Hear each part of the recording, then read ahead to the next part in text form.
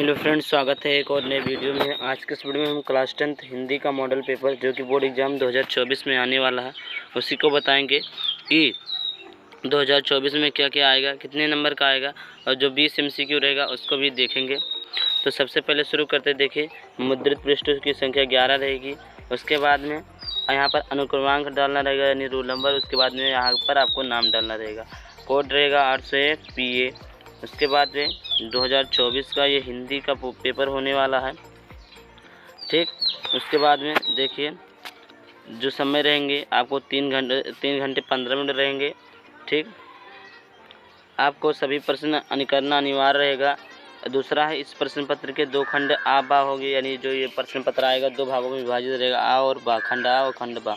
उसके बाद तीसरा है, खंड आ में ये 1 अंक के 20 बहुपदीय प्रश्न रहें जिनके उत्तर OMR शीट में देना है। कहने का तात्पर्य है कि जो खंड आ और खंड बा रहेगा और खंड आ में जो 20 MCQ रहेंगे उसे आपको OMR शीट में देना रहेगा, ठीक। उसके बाद में अगला है कि खंड आ के प्रत्येक प्रश्न का निर्देश पढ़कर केवल प्रदत्त OMR शीट उत्तर पत्रक पर ही दें। कहने का तात्पर्य है कि जो खंड आ के जो भी प्रश्न रहेंगे उसका आंसर जो हमें देना केवल OMR शीट पर देना ही है, ठीक। उसके बाद में देखिए, यहाँ पर है OMR उत्तर पत्रक पर उत्तर देने के पश्चात तुझे ना काटे तथा इरेजर अथवा हाइटनर का प्रयोग ना करे। कहने का तात्पर्य है कि जो भी OMR शीट पर गोला में चिन्ह लगा दे यानी उसको भर दे, उसके बाद में उसको न काटे और न इरेज करे। उसके बाद में अगला प्रश्न के अंक उसके सम्मुख अंकित हैं। फिर उसके बाद में खंडबा में 50 अंक के और ऋणात्मक प्रश्न रहेंगे, यानी जो खंडबा रहेगा उसमें 50 नंबर का रहेगा। उसके बाद में अगला है, खंडबा में सभी प्रश्नों के उत्तर एक साथ ही करें। जो खंडबा है उन सभी प्रश्नों के उत्तर एक ही साथ करना है। उसके बाद अगला है, प्रथम प्रश्न से आरंभ कीजिए। कोई भी प्रश्न हो तो जो शुरुआत में प्रश्न हो उसी से आरंभ कर दीजिए। ये नहीं है कि जो शुरुआत में है उसको छोड़कर लास्ट वाला लिख दीजिए, ऐसा नहीं, शुरुआत से ही आरंभ कीजिए तथा अंतिम प्रश्न तक करते जाइए। जो प्रश्न ना आता हो उस पर समय नष्ट ना कीजिए। कहने का तात्पर्य है कि अगर आपको जो भी प्रश्न ना आता है उसको छोड़ दीजिए, लेकिन उसमें टाइम बर्बाद मत कीजिए। उसके बाद में देखिए, हमारा खंड आ गया, ठीक। खंडा हमारा शुरू हो गया। तो देखिए, पहला हमारा है खंडा बहुविकल्पीय प्रश्न, ठीक। तो देखिए, यहाँ पर पहला है, जयशंकर प्रसाद किस युग के लेखक है। तो जयशंकर प्रसाद छायावादी युग के लेखक है। कहाँ के, एक किस युग के लेखक है, छायावादी युग के लेखक है। उसके बाद में दूसरा है, मंगलसूत्र किस विधा है, मंगलसूत्र की विधा है, ठीक। तो इसका है उपन्यास, क्या है, उपन्यास है। उसके बाद में अगला है कि तीसरा है, कंकाल तितली और इरावती के लेखक कौन है। तो इसका लेखक जयशंकर प्रसाद जी हैं, ठीक। उसके बाद में अगला है चौथा, कलम के सिपाही कीर्ति में किसकी जीवनी वर्णित है। तो ये किसकी जीवनी वर्णित है, अमित राय की नहीं है, अज्ञे की भी नहीं है, धर्मवीर भारती की भी नहीं है, प्रेमचंद की है। सी सही है, हमारा सी नंबर सही है। उसके बाद पाँचवा, शुक्लोत्तर युग की समयावधि है। जो शुक्लोत्तर युग की समयावधि होती है और कितनी है, तो 1900 ईस्वी से 1918 नहीं है, 1919 से 1938 नहीं है, 1938 से 1938 ईस्वी से अब तक, यानी ऑप्शन नंबर सी हमारा सही है। उसके बाद में अगला है 6वां नंबर, अनक रचना है। अनक की जो रचना है महादेवी वर्मा नहीं है, सुमित्रानंद पंत नहीं है, जयशंकर प्रसाद की नहीं है। उसके बाद में मैथिली शरण गुप्त की, हाँ इनकी है, ठीक। उसके बाद में अगला है, मीराबाई कवियत्री किस युग की हैं। मीराबाई जो कवियत्री किस युग की है, तो देखिए प्रगतिवाद युग की नहीं है, द्विवेदी युग की नहीं है, छायावादी युग की नहीं है, डी भक्ति काल की, यानी डी ऑप्शन हमारा हो गया सही, ठीक। उसके बाद में अगला है शिव बावनी रचना है। तो शिव बावनी रचना है वो किसकी है, तो ये किसकी है, सी नंबर सही है, भूषण की है।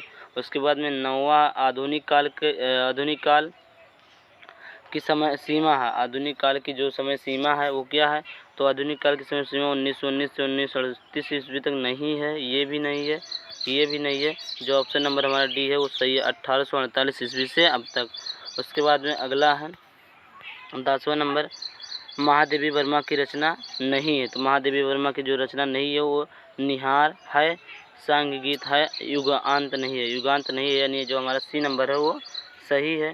उसके बाद में 11 नंबर आ जाता है, हास रस की अस्थाई भाव क्या है। जो हास रस का अस्थाई भाव क्या है, तो हास रस का अस्थाई भाव हास्य होता है और जो ठीक हास रस का हास्य होता है। अगला है पीपर पात सरिस मंडोला, तो इसका जो अलंकार है वो है उपमा रूपक नहीं है। उसके बाद 13 है चौपाई छंद में कितने चरण होते हैं, तो 4 चरण होते हैं।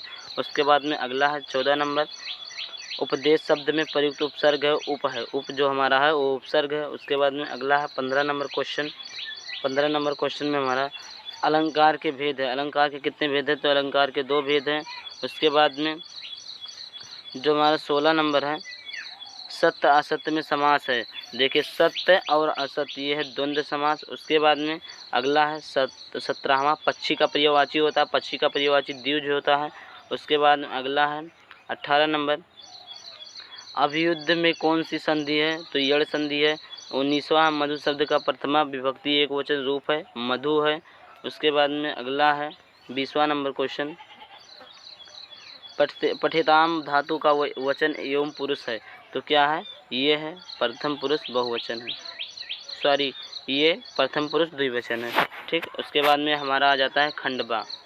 देखिए खंडवा में जो पहला प्रश्न रहता है वो 6 नंबर का रहता है, 6 नंबर का रहता है, जो कि आपको इसी प्रकार का एक गद्यांश दिया रहेगा। उसे हमें करना क्या, देखिए निम्नलिखित गद्यांश पर आधारित दिए गए प्रश्नों के उत्तर दीजिए। हमें 3 प्रश्न रहेंगे, उसका उत्तर देना है। एक प्रश्न 2-2 नंबर का रहेगा। देखिए प्रश्न क्या है, इसको आप लोग पढ़ लेना। देखिए हमारा 3 प्रश्न है, तो तीनों प्रश्न कहता क्या देख लीजिए। उपयुक्त गद्यांश का संदर्भ लिखना, हमें संदर्भ लिखना रहेगा जो कि हम सभी चीज़ों को बता देंगे। दूसरा गद्यांश के रेखांकित की व्याख्या करना रहेगा, ये भी 2 नंबर का रहेगा और ये भी 2 नंबर का रहेगा। दीवारों पर बने चित्र किन किन से संबंधित है, ये भी 2 नंबर का हमारा रहेगा। युवा अथवा करके आप दूसरा क्वेश्चन भी सॉल्व कर सकते हो, उसी प्रकार रहेगा, बस अथवा करके दिया रहेगा। तो उसके बाद में हमारा दूसरा क्वेश्चन आ जाता है, दिए गए पद्यांश पर आधारित प्रश्नों के उत्तर दीजिए। ये भी कितने नंबर का रहेगा, ये भी हमारा 6 नंबर का रहता है। ठीक, ये भी हमारा 6 नंबर का रहता है। इस पर भी हमें वही चीज़ लिखना रहेगा। देखिए नीचे देखते हैं प्रश्न क्या दिया है। देखिए यहाँ पर प्रश्न दिया गया है कि उपयुक्त गद्यांश का संदर्भ लिखना है जो कि 2 नंबर का, रेखांकित अंश की व्याख्या जो कि 2 नंबर का, मधु इसका भी 2 नंबर का रहता है। 6 नंबर आपको मिल जाएंगे पूरा। उसके बाद में अगला क्वेश्चन हमारा है, ये भी अथवा करके दिया है। अगला हमारा देखिए तीसरा प्रश्न, दिए गए संस्कृत गद्यांश में किसी एक का संदर्भ सहित हिंदी में अनुवाद कीजिए, जो कि संदर्भ का 2 नंबर है, अनुवाद का 3 नंबर, यानी टोटल मिला के 5 नंबर करेगा। देखिए जैसा ऐसा नगरी भारतीय संस्कृतियाँ, जैसे यह नगरी जो भारतीय संस्कृत भाषा एवं केंद्र से जो संस्कृत भाषा उसके केंद्र स्थल है, तो इसी प्रकार इसका व्याख्या करना रहेगा, या व्याख्या कहें या इसका हिंदी अनुवाद कहें, जिस पे आप लोगों को 3 नंबर मिलेगा और 2 नंबर पे इसका क्या कहते हैं संदर्भ रहेगा। ठीक, इसका भी वैसे अथवा करके है, दोनों इसी प्रकार का है। उसके बाद में चले जाते हैं चौथे प्रश्न पर। चौथा प्रश्न हमारा देखिए, दिए गए संस्कृत पद्यांश में से किसी एक का संदर्भ सहित हिंदी में अनुवाद कीजिए। पद्यांश दिया गया है संस्कृत का, उसमें से 2 नंबर का संदर्भ रहेगा और 3 नंबर का अनुवाद रहेगा। जैसे उत्तरम यत समुद्र से, इसका हमें 2 नंबर का क्या लिखना है, संदर्भ, और 3 नंबर का हमें अनुवाद मिलेगा। उसके बाद में अगला क्वेश्चन देख लेते हैं, अथवा करके दिया है, क्वेश्चन वही है। तो इसके बाद में हमारा 5वां प्रश्न है, अपने पाठित खंड काव्य के आधार पर निम्नलिखित प्रश्नों में से किसी एक का उत्तर दीजिए। ठीक, तो देखिए मुक्तिदूत खंड काव्य के आधार पर गांधी जी का चरित्र चित्रण कीजिए, जिससे अलग अलग राज्य का अलग अलग चीज़ होता है, जैसे राज्य नहीं, अलग अलग डिस्ट्रिक्ट का अलग अलग चीज़ होता है, जैसे गोंडा हुआ, सिद्धार्थनगर, बस्ती, इस प्रकार सभी लोगों का अलग अलग रहता है। तो आप लोग देख लेना इसका क्या लगता है और एक बार हम बता भी देंगे। उसके बाद में अगला प्रश्न है 6वां प्रश्न हमारा, दिए गए लेखकों में से किसी एक का जीवन परिचय लिखिए तथा उनकी प्रमुख रचना का उल्लेख कीजिए। देखिए 2 नंबर पर जीवन परिचय, ठीक, और 3 नंबर हमें रचना पर मिलेगा। ठीक, तो देखिए यहाँ पर आचार्य रामचंद्र शुक्ल का जीवन परिचय, जयशंकर प्रसाद का जीवन परिचय, डॉक्टर राजेंद्र प्रसाद का जीवन परिचय मेरे चैनल पर अपलोड है, आप लोग देख सकते हैं। उसके बाद यही आप लोग को लिखना रहेगा, इनकी रचनाओं को लिखना रहेगा, जिस पे आपको 5 नंबर दोनों को मिलाकर मिलेंगे। ठीक, उसके बाद में खा है 6वें प्रश्न का खा है, दिए गए कवियों में से किसी एक का जीवन परिचय तथा उनकी प्रमुख रचना का उल्लेख कीजिए। इस पर भी दोनों मिलाकर 5 नंबर मिलेगा। तुलसीदास, बिहारी, सुविधा कुमारी, चौहान, तीनों में से किसी एक का जीवन परिचय और रचना लिखना रहेगा, जिस पे आप लोगों को दोनों मिलाकर 5 नंबर का मिलेगा। ठीक, अब अगला प्रश्न देख लेते हैं। 7वां प्रश्न हमारा है, अपनी पाठ्य पुस्तक में से कंठस्थ कोई एक श्लोक लिखिए जो इस प्रश्न पत्र में ना आया हो, 2 नंबर करेगा। कहने का तब जैसे आप लोगों को दे दिया संस्कृत का अनुवाद, उसमें दे दिया पद्यांश में, तो वो जिस श्लोक उसमें ना आया वही श्लोक आपको 2 नंबर का मिलेगा, वही श्लोक आप लोगों को लिखना रहेगा। उसके बाद 8वां प्रश्न हमारा, निम्नलिखित में से किन्हीं 2 प्रश्नों के उत्तर संस्कृत में दीजिए। 4 नंबर का रहेगा, 1 नंबर 2-2 नंबर का रहेगा। जैसे ज्ञानम कुत्र संभवति भारतीय संस्कृतम मूलम किम अस्ति कुत्र मरणम मंगलम भवेत् चंद्रशेखरा का अस्ति चंद्रशेखर कौन था। इसी प्रकार चारों में से हमें 2 लिखना रहेगा जिसका हमें 2 नंबर मिलेगा। ठीक, उसके बाद में प्रश्न नंबर 9वां है, निम्नलिखित में से किसी एक विषय पर निबंध लिखिए जो हमें 9 नंबर का रहेगा। ठीक, 9 नंबर का निबंध रहेगा वृक्षारोपण मेरे प्रिया कवि नारी सशक्तिकरण। इस पे चारों में से कोई एक लिखना रहेगा जिसका आपको 9 नंबर। ये बहुत ही इंपॉर्टेंट होने वाला है, इसका मैं निबंध आप लोगों को लिखवाऊंगा। ठीक, इसके साथ साथ ये वीडियो समाप्त होता है। अगर आप लोगों को वीडियो अच्छा लगा वीडियो को लाइक कर दें, चैनल को सब्सक्राइब कर दें। चलिए मिलते हैं किसी नए वीडियो में किसी नए टॉपिक के साथ, तब तक के लिए बाय बाय, थैंक यू।